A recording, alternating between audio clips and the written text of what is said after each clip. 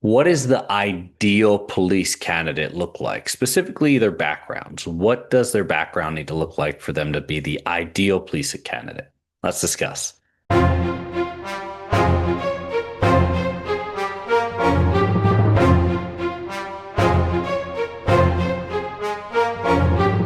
Hey, before we get started, I have two gifts in the description for you. One is the Getting Started workshop. It's going to walk you through every aspect of the hiring process. Plus, there's some hidden bonuses in there I know you're going to like. Next is a coaching call with any member of my team or even myself if you'd like to go over your hiring process to see maybe you meet that ideal candidate status or are you at least eligible to apply to become a law enforcement officer.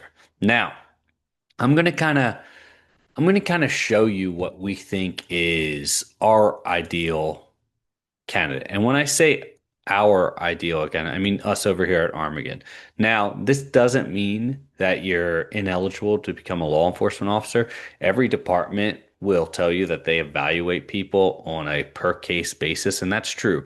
But this is what we find to be the average in having a successful candidate when it comes to becoming a law enforcement officer. So I'm going to pull up our website real quick.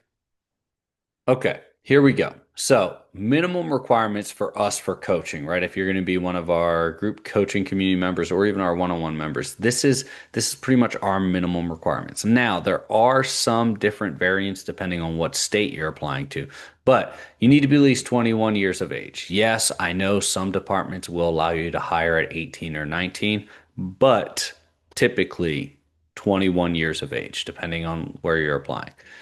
Must be a United States citizen. Once again, this depends on the state, right? And the department you're applying to. I've worked with candidates that are 18 years old and I've helped them get them hired. Now, typically, I will, if I'm saying I'm doing an initial coaching call with them and I'm giving them guidance, and then they say 18, my next question is, what departments are you applying to? And then we're going to sit down and look to make sure they meet those eligibility requirements to apply right now. If not, I'm telling them, hey, you typically got to wait till you're 21. Same with United States citizen. This is a generality. Some states require this, other states or departments don't require this. Yes, it might sound confusing and non-logical, but this is what it is. Must possess a high school diploma or GED. This is usually something you cannot bypass. Even anyone who's not a United States citizen must get their education transcripts evaluated to meet this standard, regardless.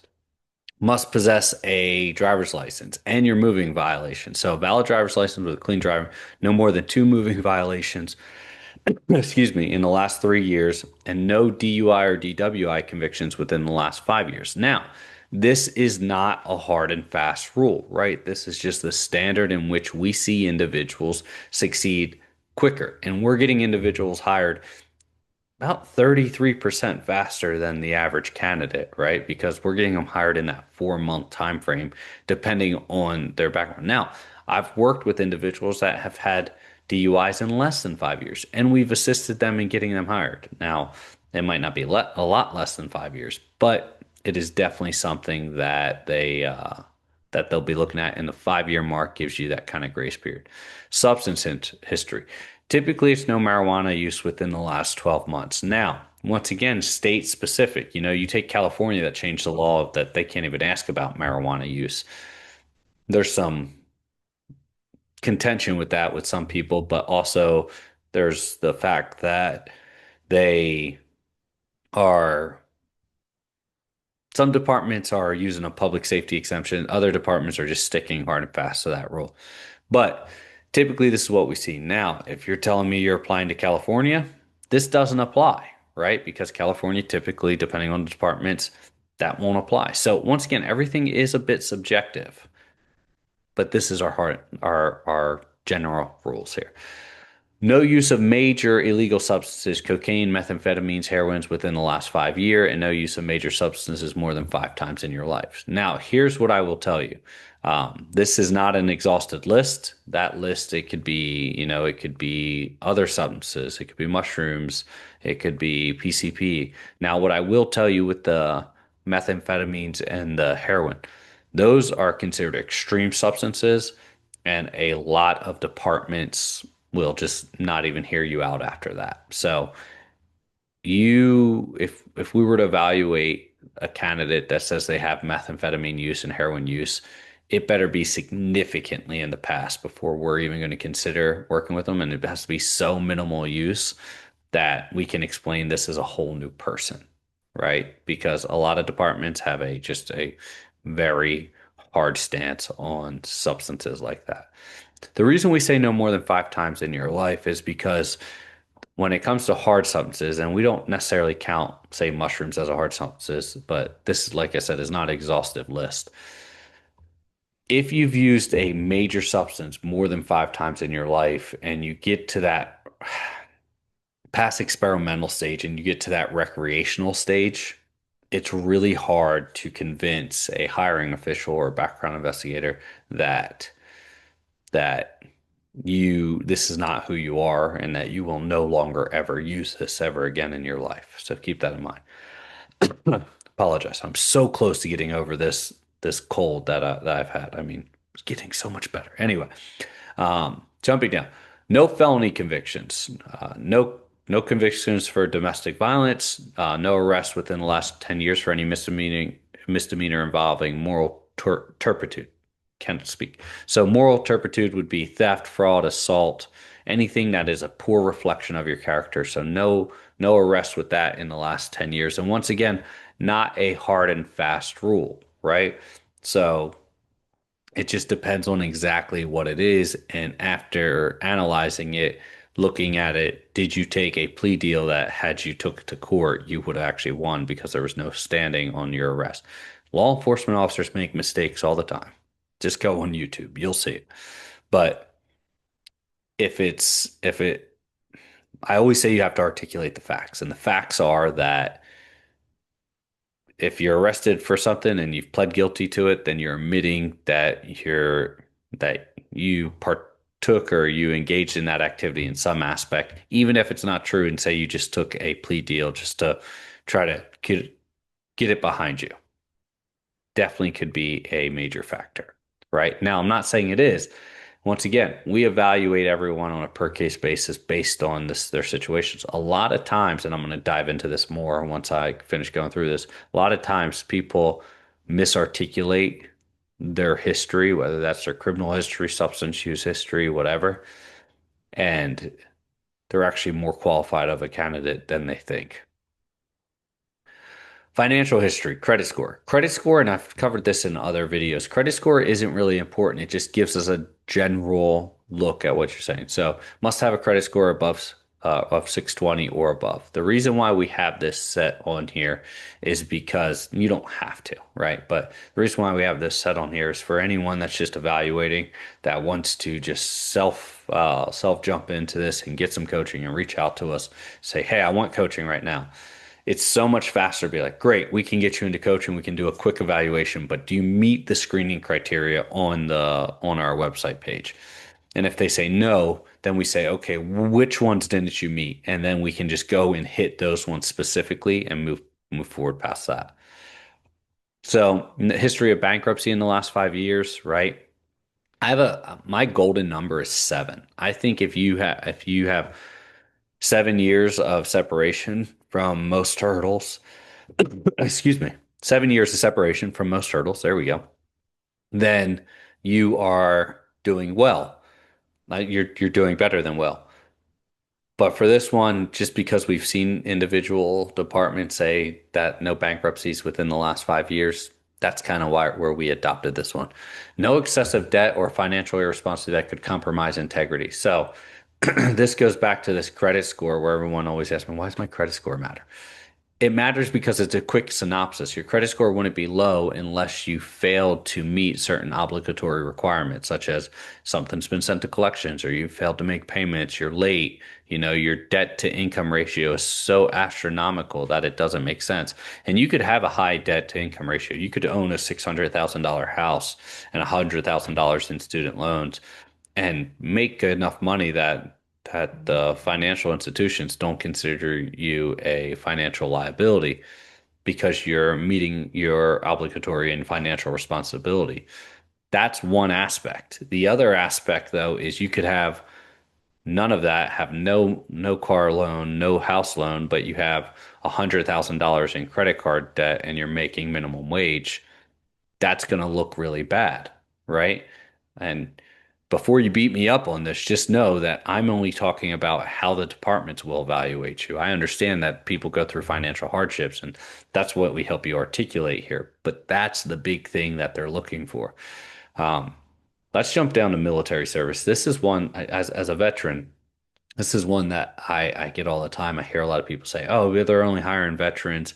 You know, you have to have military service to become a." That is completely erroneous. Matter of fact, this can hurt your military service can hurt you significantly more becoming a law enforcement officer. And I'm going to explain why right now.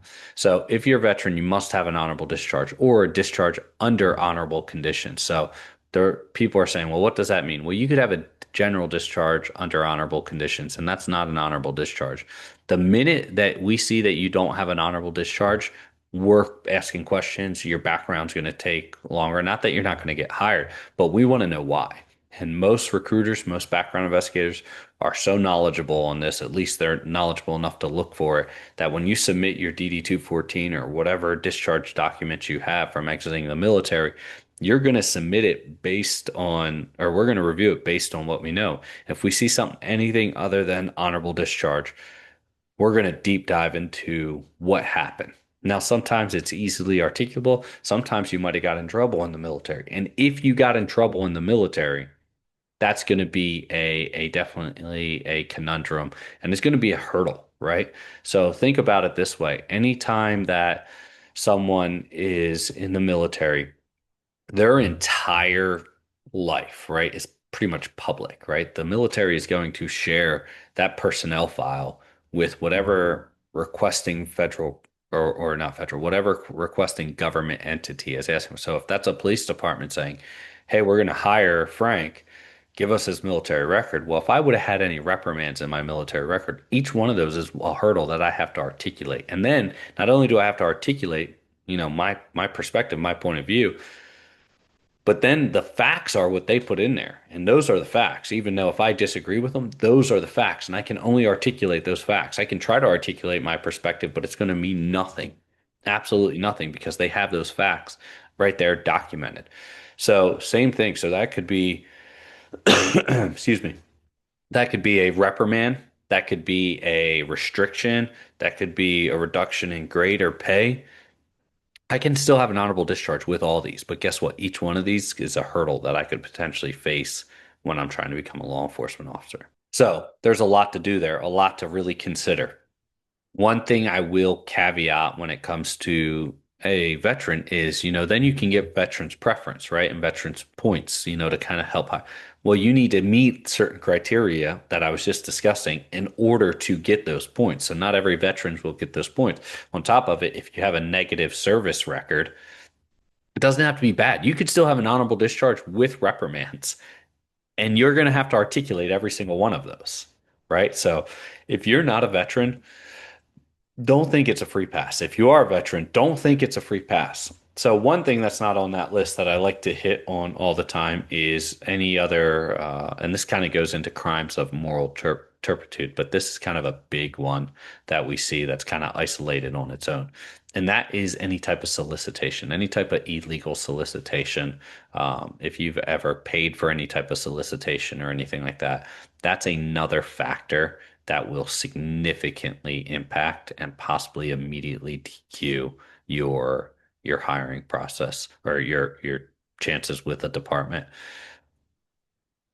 That is typically a no-go for us, right? We don't work with anyone that's engaged in any type of illegal solicitation in the past. So that's another one, right? So if you're a convicted felon, obviously you're gone, right? If you're convicted of domestic violence, usually can't become a law enforcement officer. If you're dishonorably discharged, you usually can't become a law enforcement officer. If you've engaged and currently are engaging in major substance use, typically can't become a police officer right now. If you have engaged recently um, in the past or even significantly at all in the past with solicitation, typically we wouldn't work with you, right? That is a kind of cutoff for us. That's kind of where we draw the line. And just because those are what we see departments draw the line on. So there's no point in us trying to assist if we feel that we can't be of value to you. But these are all the things that I would look at and I would evaluate yourself on. If you meet these criteria, then you got a pretty good shot at becoming a law enforcement officer, minus the articulation side, right? You could say, hey, none of this applies to me. I have a couple minor hurdles that were in there, but nothing of the disqualifying factor that you were saying. I meet all the eligibility requirements. I'm going to get hired. I'm good to go. Not necessarily, right? So one, you're competing against other people. So you need to sell yourself. A lot of people get non-select saying, "Hey, we appreciate your application, but you're just not among the best qualified applicants." And the reason for is because you didn't do well enough in the hiring process. It's not because you didn't have a high enough degree or you didn't have military preference. No, it's because you're kind of put together in a point system. You're evaluated in a point system. You get points for how well you do on your written exam. You get points for how well you do on your physical exam. And then those points might move you over to board, but those points don't count anymore. Or sometimes they do count, right? Depends on the department. But then you get points on how well you do on your board and you get ranked on how well you do on your board. And then that moves you over to a category for backgrounds or maybe chief's interview, depending on what the department does. So then you move over to background and chief's interview or whichever one, right? And then you say your chief's interview, it's a pass or fail, right? He usually doesn't rank candidates, right? Or she. They usually don't rank candidates. So the chief could say, hey, yep, I approve the board's decision on this one. Let's move this person forward if that's before backgrounds. Then you get into backgrounds. And then every time you're running into a hurdle, that's dropping points down. If you're misarticulating a hurdle, you could say, hey, I have a speeding ticket 2 years ago. Right. And you say, yeah, I received a speeding ticket 2 years ago for going, you know, 62 and a 50. Okay. But you articulate as, hey, yep, I was stopped and cited for excessive speed. Right. And they're like, okay. And you just leave it that just poor articulation, just excessive speed. Well, instead of you maybe losing 1 or 2 points for just going 12 miles over the speed limit, which is common for individuals. I'm not telling you to do that. Don't speed, right? It's the fastest way to get removed from the hiring process is to get in trouble with law enforcement during your hiring process. But if you wind up going through and you articulate, yes, there was a point in time where I received a violation notice for going 62 in a 50. I immediately accepted responsibility. The officer was super professional and I paid the fine immediately. That's different than just saying, oh yeah, I was cited for excessive speed. Uh, I was cited for excessive speed and just leaving it there for interpretation, right? That's not, if there's interpretation required, that's poor articulation because articulation should leave no room for interpretation. It should convey your message the way you intend it to come across. No interpretation, right? From the other side. So you make that mistake, right? You could be dropped down some more points than you need to be. And that the speeding's the easy one to articulate. Trust me, it gets much difficult as you go from there. The next one could be, legalese. This is a big one I see where people will lose a lot of points because sometimes you'll mark something that you don't even get a chance to recover from. So legalese, what I mean by this is the documents you're going to fill out specifically for background. They're legal documents. They're like based on law. You're applying for a law enforcement officer. Not many people can read law, right? A lot of people have to hire lawyers, right? They're not going to represent themselves in court for any type, even a minor traffic infraction, like I discussed just a second ago. If you don't quite understand it, you might admit to something. And going back to what I was stating earlier in the video was I've had a candidate was my fastest hire ever. Hired it in 2 months exactly, right? With their number one department and pre-hired months early because they were such a strong candidate. They almost admitted to multiple felonies they've never committed, right? Because of legalese, because the way it was worded, they didn't quite interpret the terminology correctly. They thought something applied to them that didn't apply to them. And you think, Frank, I'd never do that. Never happens. I promise you, there's yet to be a background I've reviewed where someone did not miss. articulate or misrepresent themselves on at least one question. I guarantee it. I guarantee it. And then the question then becomes, and everyone's like, well, then no one would ever get hired. That's not true because sometimes you get good background investigators that say, okay, I've seen this before. This person might have misinterpreted this question. And then they sit down and talk with them and then just understand, like, okay, hey, this individual misunderstood this question. We're going to leave it as marked, and then we're going to put in a articulate the proper terminology to explain this answer, right? And then they move forward in the process. But if you get a bad background investigator that just sees that and doesn't want anything to do with it, DQ'd right there on the spot. They'll just put your file over to the side. They'll talk with the hiring official, say, hey, I removed these people due to background. And the hiring official isn't going to go back and review their stuff. It's going to say this person admitted to a disqualifying factor. And then the background investigator is going to tell that to the hiring official, who's going to send out an email and says, thank you for your interest in ABC Police Department. While we appreciate your commitment and time at this point in time, due to one or more issues in your background, we have removed you from the process or as a hiring candidate for Police Department recruit position or Police Department ABC recruit position. And that's a generic disqualification letter right there. No one's going to challenge the background investigator if the background investigator says, hey, I found an immediately disqualifying factor because you misarticulated something. Now, thankfully, you would be hopeful. There we go. You would be hopeful that the background investigator would hear you out. But that's not always the case. Matter of fact, that's the rarity. I think that happens 30% of the time. So that's why you want to articulate any hurdles well on the documentation, which is what we spend a lot of time doing when we're doing our PHS reviews. But you want to spend as much time on that articulation to begin with so that you know when you submit it, if it is a questionable thing for them, they'll at least sit down and talk to you. And then you get a better chance to verbally articulate any of those situations.